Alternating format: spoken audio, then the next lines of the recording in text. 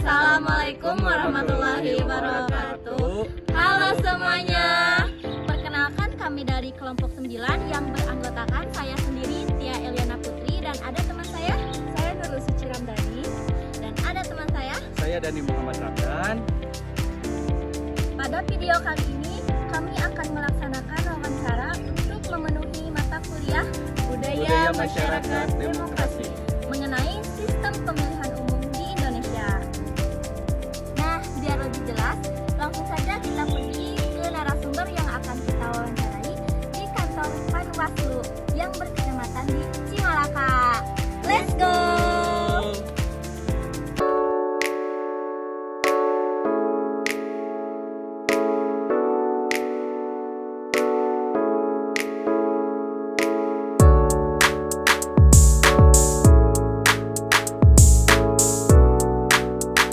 Assalamualaikum warahmatullahi wabarakatuh.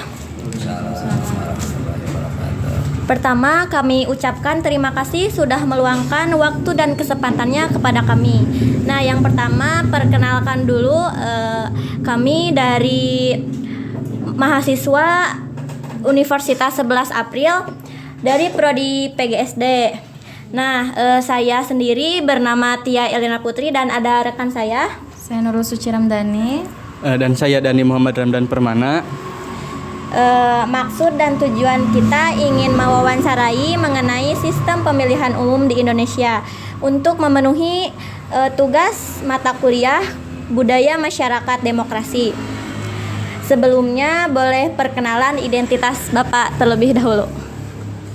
Oke, baik, terima kasih pada teman-teman mahasiswa sudah bisa bersilaturahmi pada intinya ke kami ya. Kami pengawas pemilu di tingkat kecamatan. Mungkin saya kenalkan dulu, nama saya Ibu Supriyatna, kebetulan saya sebagai Ketua Panwaslu Kecamatan Cimalaka, dan ini rekan saya pimpinan Kecamatan Cimalaka Pak Ahmad Hidayat, dan ini Kang Elpan, pimpinan Kecamatan Cimalaka. Kami di sini Panwaslu Kecamatan Cimalaka yang terdiri dari 4 staf teknis, 2 staf pendukung, 1 pengelola keuangan, 1 kepala kesekretariatan.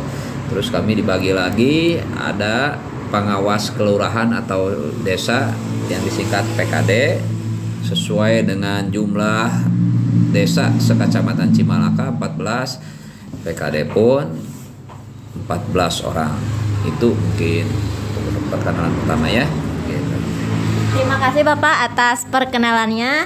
Kita lanjutkan saja ke pertanyaan. Apa sih yang Bapak ketahui tentang sistem pemilihan umum di Indonesia ini?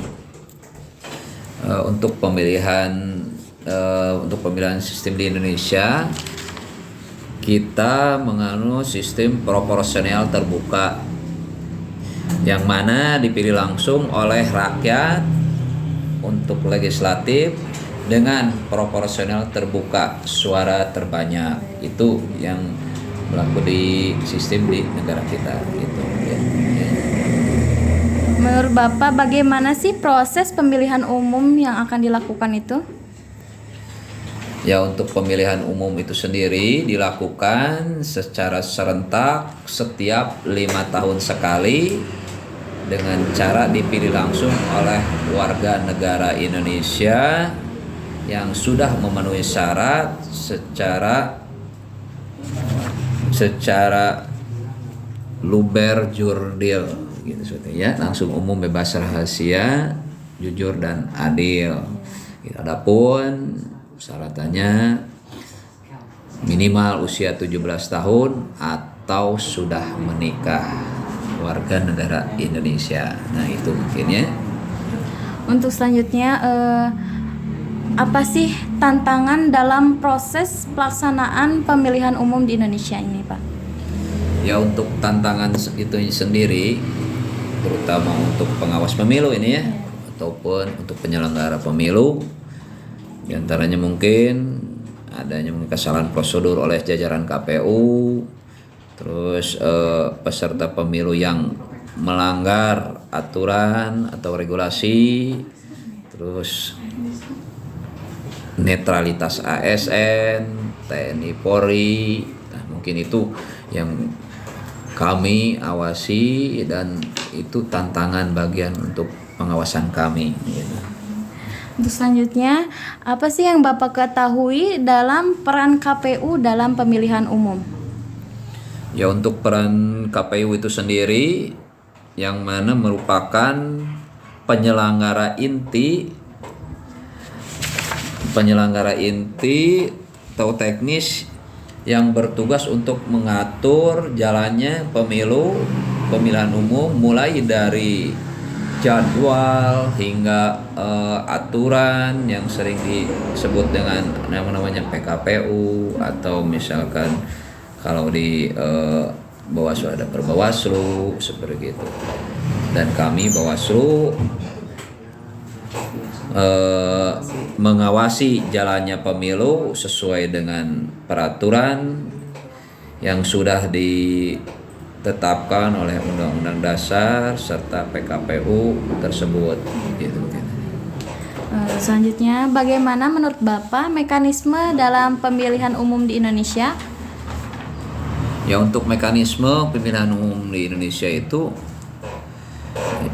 di antaranya mungkin penyusunan peraturan KPU, terus pemutakhiran data pemilih dan penyusunan data pemilih, terus pendaftaran dan verifikasi peserta pemilu, penetapan peserta pemilu, penetapan jumlah kursi, terus selanjutnya pencalonan, yang terus memasuki lagi nanti masa kampanye, terus masa tenang menjelang minha, 3 hari menjelang minha, terus dilanjutkan lagi pemungutan suara, penghitungan suara, tingkatannya lagi rekapitulasi hasil, penetapan hasil, dilanjutkan lagi terakhir itu pengucapan sumpah dan janji untuk yang terpilih seperti gitu ya. Selanjutnya, apa saja sih syaratnya agar kita bisa mengikuti pemilihan umum, Bapak? Ya, untuk menjadi peserta atau syarat untuk menjadi sebagai warga negara yang baik, mungkin ya warga negara Indonesia menyukseskan pemilu ini, ya berharap jangan sampai golput begitu ya.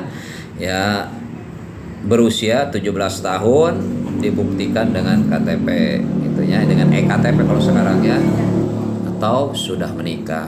Ada misalkan umurnya udah baru 15 tahun tapi sudah menikah, nah itu mungkin punya hak pilih gitu seperti gitu ya.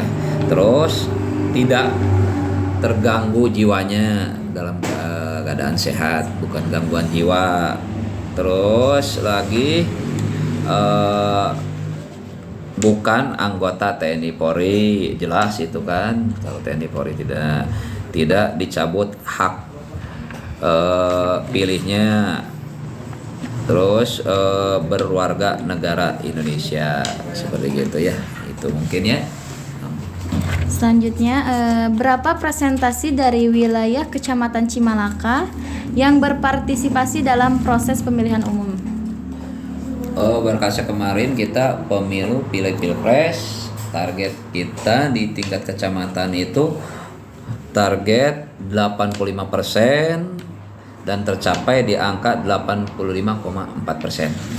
untuk kecamatan Cimalaka ya, tingkat partisipasi masyarakatnya itu. Ya. Selanjutnya, apa saja dampak dari pemilu terhadap kehidupan politik khususnya di lingkungan masyarakat ini, Kecamatan Cimalaka? Oke, kalau pemilu karena merupakan sarana masyarakat warga negara Indonesia dalam menyampaikan hak demokrasinya, di mana setiap 5 tahun sekali warga negara Indonesia atau masyarakat disebut dengan peserta pesta demokrasi ya, disebut pesta demokrasi sebagai peralihan kekuasaan dan berharap pemimpin yang lebih baik lagi. Itu mungkin harapan masyarakat pada intinya seperti gitu ya. Karena kita juga sebagai warga negara pengen mempunyai pemimpin yang amanah, yang lebih baik gitu ya. Selanjutnya, nah bagaimana Bapak jika di pemilihan umum ini di Kecamatan Cimalaka terdapat ada kecurangan? Kami mungkin di sini kapasitasnya sebagai Bawaslu, Badan Pengawas Pemilu, yang pasti kami akan memproses sesuai dengan peraturan yang ada pada Undang-Undang Dasar Pemilu nomor 07 tahun 2017 dan memetakan pelanggar tersebut sesuai kategori pelanggarannya seperti itu ya. Mungkin ada pelanggaran administrasi, pidana, kode etik, dan mungkin pelanggaran lainnya, mungkin itu ya untuk pelanggaran pemilu itu ya. Untuk cara menangani jika di pemilihan umum sudah terbukti ada kecurangan, bagaimana menurut Bapak untuk menanganinya? Contoh mungkin ya, kalau sudah terbukti mungkin ya sudah melakukan pelanggaran, mungkin yang pertama ya pelanggaran, mungkin contoh misalkan untuk pelanggaran administrasi ya, bisa ditangani di Panwasam itu ya, di kami mungkin ya sesuai skema pleno output ataupun nanti saran perbaikan atau teguran gitu ya. Terus kalau untuk pelanggaran pidana itu sendiri diproses oleh Bawaslu Kabupaten yang disebut dengan nanti ada Gakumdu ya. Output dari pelanggaran itu tidak menutup kemungkinan untuk menggagalkan salah satu paslon, bisa penjara ataupun denda uang tunai seperti itu ya. Terus nanti ada satu lagi ya, karena kode etik, kalau kode etik ya diproses oleh DKPP ya, karena yang tadi saya sebutkan penyelenggara pemilu itu dari KPU, Bawaslu dan DKPP gitu. Itu diproses oleh DKPP. Nanti bila mana terbukti kesalahan itu bisa diberhentikan atau dipecat secara tidak hormat, mungkin itu ya. Gitu. Mungkin itu saja Bapak pertanyaan dari kami. Terima kasih atas jawaban Bapak yang telah diberikan.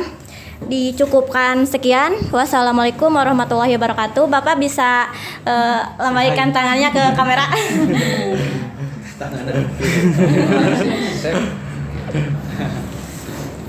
Siap, kami pun ucapkan terima kasih. Mudah-mudahan dari silaturahmi ini bisa menambahkan ilmu pengetahuan untuk teman-teman mahasiswa untuk melanjutkan tugas akhirnya sampai tugas selesai menjadi sarjana yang sukses. Amin. Bisa berguna untuk masyarakat, bisa mengembangkan ilmunya berguna untuk adik-adik kita gitu ya, untuk menjadi regenerasi pemimpin yang sukses. Mungkin itu aja saya cukupkan. Terima kasih ya. Assalamualaikum warahmatullahi wabarakatuh. Waalaikumsalam warahmatullahi wabarakatuh. Bawaslu bersama rakyat, awasi pemilu bersama Bawaslu, tegakkan keadilan pemilu.